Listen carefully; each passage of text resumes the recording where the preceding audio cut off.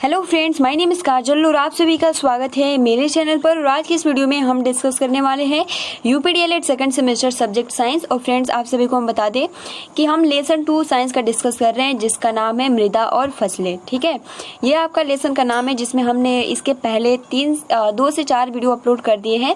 ठीक है, जिसमें हमने कुछ महत्वपूर्ण प्रश्न डिस्कस किए हैं। तो अगर आपने प्रीवियस वीडियोज नहीं देखे हैं तो आप सभी को प्लेलिस्ट का लिंक कमेंट्स बॉक्स में मिल जाएगा या फिर डिस्क्रिप्शन बॉक्स में आप जाकर चेक कर सकते हो, वहां से आप सभी को मिल जाएगा। और फ्रेंड देखिए, सबसे पहले तो आप सभी को हम बता दें कि हम लेसन 2 डिस्कस कर रहे हैं। ठीक है, जिसमें हम पहले लघु उत्तरीय प्रश्न डिस्कस करेंगे, उसके बाद बहुविकल्पीय प्रश्न। ठीक है, और उसके बाद लास्ट में आप सभी को आंसर करना होगा। तो चलिए शुरू करते हैं। तो देखिए फ्रेंड, सबसे पहला जो आपका प्रश्न है, फ्रेंड्स वीडियो को लाइक कर दीजिए और जो आपके फ्रेंड्स नहीं जुड़े हैं उनको शेयर भी कर सकते हो। अब देखिए, आपका 11 नंबर प्रश्न है। जैसे कि हमने कल डिस्कस किया था कि फावड़ा क्या होता है, रेक क्या होता है, खुरपी क्या होता है। अब देखिए यहाँ पे जो आपका प्रश्न नंबर 11 है कि कृषि में बीजों के चुनाव को समझाइए तथा विभिन्न विधियों का वर्णन कीजिए। यानी कृषि करते समय बीजों का चुनाव किस तरीके से करना चाहिए और क्या विधियां हैं, आज के इस वीडियो में हम चर्चा करेंगे। तो चलिए शुरू करते हैं।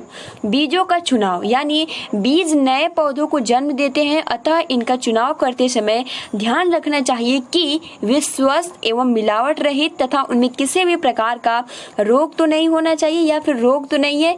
तो ये सबसे पहले ध्यान देना चाहिए, क्योंकि आप फसल ही लगा रहे हो और उसका बीज ही अगर खराब निकला होगा, कीड़े लगे होंगे, ठीक है, तो फिर फसल भी अच्छा नहीं होगा। इसलिए बीजों का चुनाव करते समय सबसे पहले ये ध्यान रखना चाहिए कि जो बीज हैं वो स्वस्थ होने चाहिए, उनमें किसी भी प्रकार का मिलावट नहीं होना चाहिए।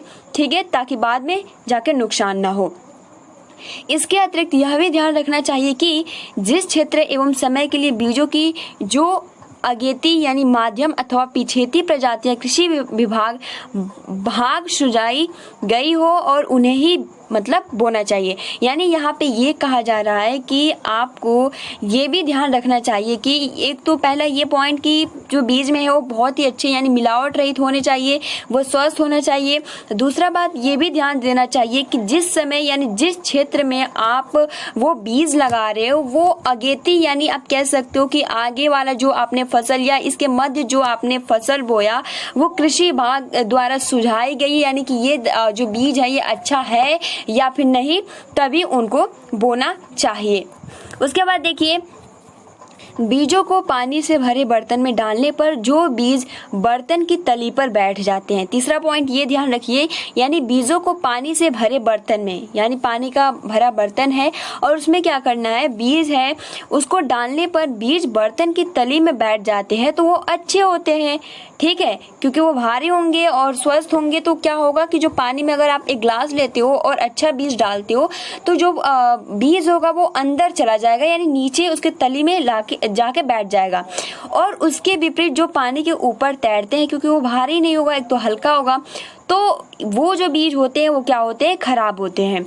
ठीक है, तो ये भी एक आप इस तरीके से भी चुनाव कर सकते हो। और पादप अभिजनन द्वारा बीजों की ऐसी किस्में तैयार की जाती है जो पौधों के रोगों तथा नाशक जीवों का प्रभावी रूप से प्रतिरोध कर सके।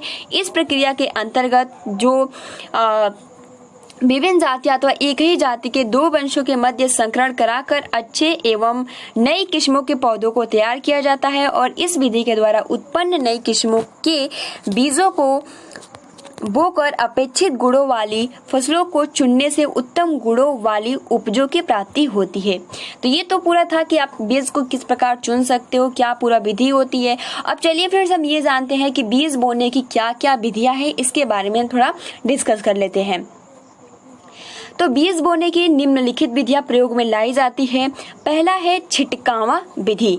छिटकावा विधि क्या होता है, आइए जानते हैं। यह विधि उन स्थानों पर काम में लाई जाती है जहां खेतों में फसलों हेतु अच्छी नमी होती है।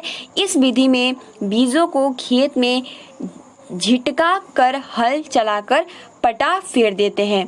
यानी आपने देखा भी होगा कि जैसे कि अगर हम बात करें कि जो खेत होता है, अगर उसमें अगर अरहर लगाना हो या फिर आपको एक तरीके से कह सकते हो मक्का लगाना हो, तो उसमें क्या करते हैं कि जो बीज होते हैं, जो नमी वाले खेत होते हैं, सबसे पहले उसको जोत देते हैं, उसके बाद जो बीज होता है उस पर डाल देते हैं, यानी छिड़क, जिसका नाम है झिटका कर, और उसके बाद फिर से हल से चलाकर उसको फेर देते हैं। ठीक है, पटा फेर देते हैं।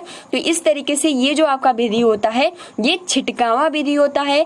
दूसरा जो है वो है हाथ से बुआई, यानी इस विधि में एक व्यक्ति हल के कुंड के पीछे से थोड़े थोड़े बीज हाथ से डालता रहता है और इस तरह सारे खेत में बीज कूड़ों में बो दिया जाता है और इसके बाद यानी जो मिट्टी होता है उसको फेर दिया जाता है। ठीक है, यहाँ पे पाटा लिखा है, आप मिट्टी भी कह सकते हो। उसके बाद देखिए तीसरा जो है वो है आपका नैरई द्वारा बुआई, यानी यह एक प्रकार की देसी सीड ड्रिल होती है। इसकी सहायता से बीज ठीक जगह भूमि में 5 सेंटीमीटर से 8 सेंटीमीटर गहराई तक गिरता है और साथ ही मिट्टी से ढकता जाता है। तो इसको हम क्या बोलते हैं? नैरई द्वारा बुआई। ठीक है, अब देखिए सीड ड्रिल क्या होता है, तो यह 2 प्रकार की होती है। प्रथम बैलों से चलाई जाती है और दूसरे ट्रैक्टर आदि की सहायता से प्रयोग की जाती है। इसमें बीज रखने के लिए एक बॉक्स होता है और उसमें छोटे छोटे ट्यूब लगे होते हैं। ये ट्यूब नीचे की तरफ सीड ड्रिल की कूड़ बनाने वाली फाली के पास बीज को गिराते हैं, जो सीड ड्रिल मशीन से चलती है। उसमें बीज डालने के लिए छोटी छोटी धातु की बनी हुई प्याली होती है। जैसे जैसे मशीन आगे चलती जाती है वैसे वैसे जो बीज होता है उसकी उपयुक्त मात्रा में ट्यूब में छोड़ती रहती है। ठीक है, और कुछ किसान बैलों से चलाने वाली सीड ड्रिल का प्रयोग करते हैं। तो ये तो है आपके बुआई के क्या क्या विधि है। ठीक है, और भी आपको विधि पता हो तो आप लिख सकते हो, गलत नहीं होगा। अगला जो आपका प्रश्न है कि आंधी के क्या लक्षण हैं बताइए। ठीक है, आंधी के क्या लक्षण है? तो पवने या वायु दाब की भिन्नता के कारण चलती है। हवाएं उच्च दाब से निम्न दाब तथा निम्न से उच्च दाब की ओर बहती हैं। यानी आंधी के क्या लक्षण है, और आंधी आप सभी ने देखा ही होगा, सबने देखा है। ठीक है, और यही हवाएं बीज क्षोभ या चक्रवातों के प्रभाव से आकर विकराल रूप धारण कर लेती है और यही आंधी कहलाती है। ग्रीष्म ऋतु में यही हवाएं आंधी के रूप में धूल और रेत भरी होती है और इससे पेड़ पौधों तथा जन धन की हानि होती है। और आज के टाइम में आप देख सकते हो कि डेली बारिश हो रही है और कुछ न कुछ समस्याएं डेली हो ही रही है। ठीक है, और कभी कभी घने जंगलों में आंधी के द्वारा पेड़ों के आपस में रगड़ने से आग लग जाती है, जिससे जीव जगत के लिए भयानक स्थिति उत्पन्न हो जाती है। तो आंधी के क्या लक्षण है, ये तो बहुत इजी, तो आप इसको बहुत ही आसानी के साथ कर सकते हो। तो फ्रेंड्स, ये आपका सेकंड लेसन का पूरा क्या था, आपका ये लघु उत्तरीय प्रश्न था। अब चलिए हम क्या करते हैं कि जो अति लघु यानी 1 लाइनर क्वेश्चन है वो देख लेते हैं, ताकि जो आपका सेकंड लेसन का प्रिपरेशन है बहुत ही अच्छे ढंग से हो सके। उसके बाद बहुविकल्पीय प्रश्न डिस्कस करेंगे। और फ्रेंड, जितने भी हमने शुरुआत से डिस्कस किया है आप उसको बहुत ही अच्छे से नोट्स बना लीजिएगा। देखिए, अति लघु उत्तरीय प्रश्न में सबसे पहला जो प्रश्न है कि दोमट मिट्टी में किन किन फसलों को उगाया जाना उपयुक्त है। तो दोमट मिट्टी में आपका गेहूं, धान और मक्का। ठीक है, दूसरा जो आपका प्रश्न है कि मिट्टी में पाए जाने वाले अवयव कौन कौन से हैं। तो जलवायु हो गया, खनिज लवण, जैविक पदार्थ। ये कीटाणुनाशक के नाम लिखिए। तो कीटाणुनाशक में आपका जो हो जाता है फाइटोलॉन व पेरानॉक्स। फसलें कितनी प्रकार की होती है। तो फसलें 3 प्रकार की होती है, खरीफ की फसलें, रबी की फसलें व जायद की फसलें। प्रश्न नंबर आपका 5 है कि बलुई दोमट मिट्टी में रेत की मात्रा कितने प्रतिशत होती है। तो देखिए, बलुई दोमट मिट्टी में रेत की जो मात्रा होती है 60 से 80% तक होती है। फसल चक्र किसे कहते हैं। फसलों की अच्छी पैदावार के साथ साथ मृदा की उर्वरा शक्ति बनाए रखने के लिए कृषक फसलों के क्रम में बदलते रहते हैं, इसी को फसल चक्र कहते हैं। देखिए, जितने भी हमने लघु उत्तरीय प्रश्न में डिस्कस किया सेम वही क्वेश्चन होते हैं, बस क्या होते हैं शॉर्टली तरीके से पूछा जाता है। प्रश्न नंबर 7 है कि फसल चक्र के चयन में ध्यान देने योग्य बातें कौन सी होनी चाहिए। तो फसल चक्र में फसलों का क्रम जलवायु के अनुकूलन होना चाहिए, यानी जैसा आपका मौसम होता है उसी के अनुसार आपका फसल भी लगाना चाहिए। फसल चक्र की कोई दो लाभ बताइए। तो फसल चक्र की एक तो मृदा की उर्वरा शक्ति स्थिर होती है और फसलों के उत्पादन में खर्चा कम होता है। आपका 9वां प्रश्न है कि बद्ध कृषि किसे कहते हैं? ऐसी कृषि किसी स्थान विशेष पर अस्थायी रूप से निवास करने वाला किसान एवं उसका परिवार सह अस्तित्व में कृषि कार्य करता है उसे, यानी अपने ही स्थान पे। ठीक है, अगला जो आपका प्रश्न है कि मिट्टी पलट हल किस आकार का कूड़ काटता है? तो आयताकार। तो ये आपके ऑनलाइनर क्वेश्चन थे। अब चलिए बहुविकल्पीय प्रश्न डिस्कस कर लेते हैं। ठीक है, जिसका आंसर आप सभी को देखिए, सबसे पहले हम डिस्कस कर लेते हैं, उसके बाद आपको बाद में यानी 5 मिनट में कुछ ही क्वेश्चन है। तो देखिए, सबसे पहला आपका प्रश्न है कि मिट्टी में पदार्थ पाए जाते हैं 5, 4, 3, 2, यानी मिट्टी में पदार्थ पाए जाते हैं, तो यहाँ पे हो जाएगा 4। मृदा के लाल रंग के कारण है calcium chloride, urea, iron oxide, sodium fluoride. तो ये हो जाते हैं, इसका जो आंसर हो जाएगा वो हो जाएगा आयरन ऑक्साइड। बारीक बालू के कणों की माप होती है, तो हमने आई थिंक ये पहले भी क्वेश्चन डिस्कस कर लिए हैं, है ना। तो बारीक बालू के कणों की माप होती है, तो फ्रेंड्स यहाँ पे करेक्ट आंसर हो जाएगा 0.02 मिमी से 0.2 मिमी। और अच्छा है, आप सभी का रिवीजन और एक बार हो जाएगा। किस मिट्टी में आलू अधिक अच्छा होता है? दोमट मिट्टी में, बलुई मिट्टी में, गाद मिट्टी में, चिकनी मिट्टी में। तो फ्रेंड्स यहाँ पे हो जाएगा बलुई मिट्टी में। बलुई दोमट मिट्टी में रेत की मात्रा होती है, जस्ट अभी हमने डिस्कस किया है, 40 से 60, 50 से 80, 60 से 80%, 70 से 90। तो फ्रेंड बलुई दोमट मिट्टी में रेत की जो मात्रा होती है वो होती है 60 से 80। ठीक है, अगला आपका प्रश्न है कि मृदा अपरदन की प्रभावित करने वाला कारक है जल वर्षा, जलवायु, मृदा उपयुक्त छवि। तो यहाँ पे उपयुक्त छवि हो जाएगा। बड़े बड़े भूखंडों पर की जाने वाली यांत्रिक खेती कहलाती है गहन कृषि, स्थानबद्ध कृषि, मिश्रित कृषि, उपयुक्त छवि।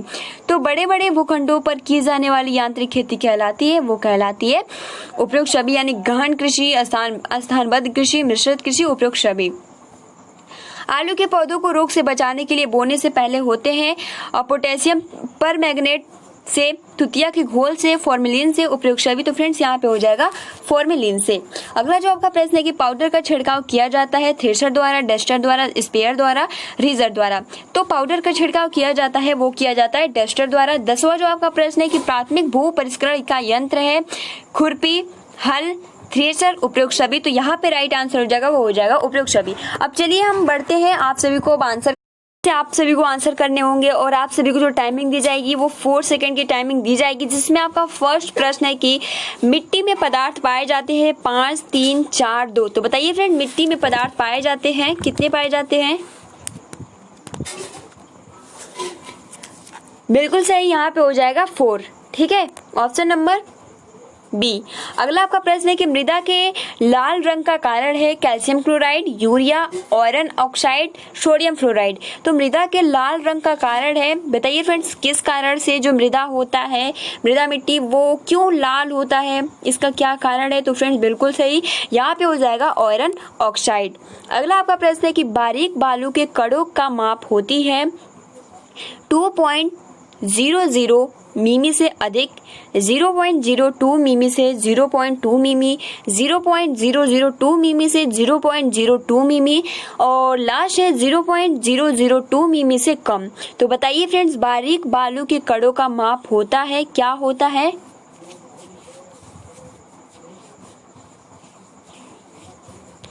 तो फ्रेंड देखिए, यहाँ पे हो जाएगा 0.0 मिमी से 0.02 मिमी। ठीक है, आई थिंक ये हमने क्वेश्चन पहले भी डिस्कस किया था। अब देखिए, फोर्थ जो आपका क्वेश्चन है कि किस मिट्टी में आलू अधिक अच्छा होता है? दोमट मिट्टी में, बलुई मिट्टी में, गाद मिट्टी में, चिकनी मिट्टी में। तो बताइए फ्रेंड्स, किस मिट्टी में आलू अधिक अच्छा होता है?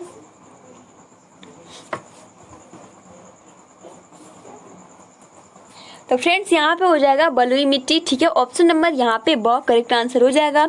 अगला जो आपका प्रश्न है कि बलुई दोमट मिट्टी में रेत की मात्रा होती है, ठीक है, 40% से 60%, 50% से 80%, 60% से 80%, 70% से 90%। तो बताइए फ्रेंड्स, बलुई दोमट मिट्टी में रेत की मात्रा होती है, कितनी होती है?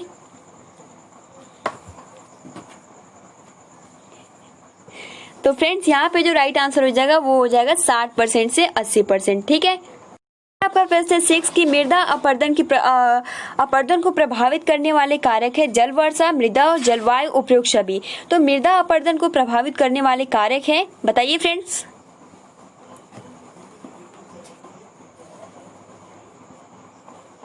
तो फ्रेंड्स यहाँ पे हो जाएगा उपयुक्त छवि। ठीक ठीक है। मृदा अपरदन को प्रभावित करने वाले कारक कौन कौन से हैं? जल वर्षा भी हो जाता है, मृदा भी हो जाता है, जलवायु भी हो जाता है। तो यहाँ पे उपयुक्त छवि इज द राइट आंसर। आपका प्रश्न है कि बड़े बड़े भूखंडों पर की जाने वाली यांत्रिक खेती कहलाती है गहन कृषि, स्थानबद्ध कृषि, मिश्रित कृषि, उपयुक्त छवि। तो बताइए फ्रेंड्स क्या होगा 7 का? बिल्कुल सही फ्रेंड्स, बड़े बड़े भूखंडों पर की जाने वाली यांत्रिक खेती कहलाती है गहन कृषि, स्थानबद्ध कृषि, मिश्रित कृषि, उपयुक्त छवि। अगला जो आपका प्रश्न है कि आलू के पौधों को रोग से बचाने के लिए बोने से पहले धोते हैं पोटेशियम परमैंगनेट से, तुतिया के घोल से, फॉर्मेलिन से, उपयुक्त छवि। तो बताइए फ्रेंड्स क्वेश्चन नंबर 8 का आंसर क्या होगा?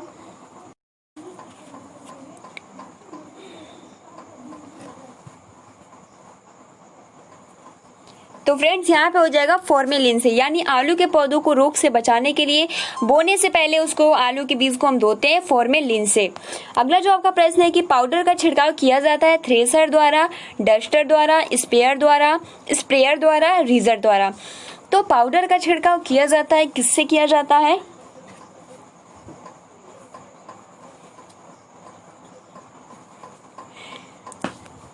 तो फ्रेंड्स यहाँ पे हो जाएगा डस्टर द्वारा, ठीक है। ऑप्शन नंबर यहाँ पे ख करेक्ट आंसर हो जाएगा। लास्ट आज का क्वेश्चन है कि प्राथमिक भू परिष्करण का यंत्र है खुरपी, हल, थ्रेसर, उपयुक्त छवि।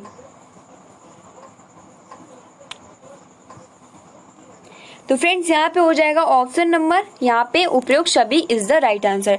तो फ्रेंड्स आज हमने लेसन 2 के बहुविकल्पीय प्रश्न, अति लघु और जितने भी लघु उत्तरीय प्रश्न थे पूरा डिस्कस कर लिया है फ्रेंड्स। और देखिए इसी में से आएगा, इससे बाहर कुछ नहीं आएगा। तो अगर आपने प्रीवियस वीडियोस नहीं देखे हैं तो आप सभी को सिंपल कमेंट्स बॉक्स में नीचे आपको क्लिक करना है और आप सभी को मिल जाएगा साइंस का प्लेलिस्ट, ठीक है। आप वहां से जाकर बहुत ही अच्छे से देख सकते हो। तो फ्रेंड्स आज के लिए इतना ही, वीडियो को लाइक कर दीजिए और अगर आप हमारे चैनल पर पहली बार विजिट कर रहे हो तो चैनल को सब्सक्राइब कर सकते हो, क्योंकि हम यूपीडीएलएड से रिलेटेड जितनी भी इन्फॉर्मेशन है इस चैनल के माध्यम से आप सभी को प्रोवाइड करते हैं, प्लस जितनी भी क्लासेज है वो आप सभी को प्रोवाइड करते हैं।